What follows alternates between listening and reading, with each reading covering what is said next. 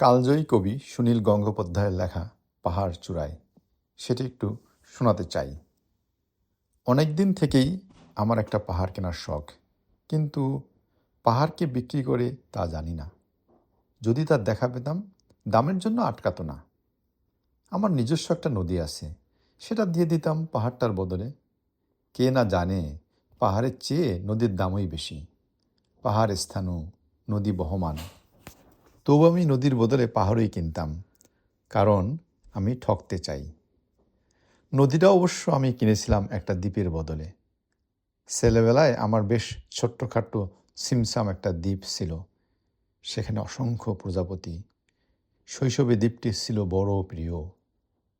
আমার যৌবনে দ্বীপটি আমার কাছে মাপে ছোট লাগলো। প্রবাহমান ছিপছিপে তন্নি নদীটি বেশ পছন্দ হলো আমার। বন্ধুরা বলল, ওইটুকু একটু দ্বীপের বিনিময়ে এত বড় একটা নদী পেয়েছিস, খুব তো জিতেছিস মাইরি। তখন জয়ের আনন্দে আমি বিহ্বল হতাম। তখন সত্যিই আমি ভালোবাসতাম নদীটিকে।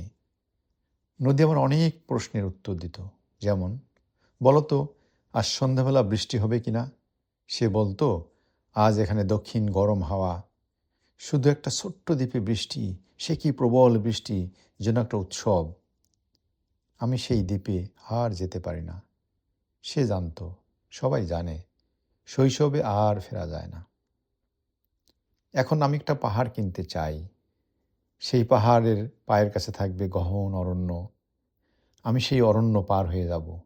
তারপর শুধু রুক্ষ কঠিন পাহাড়।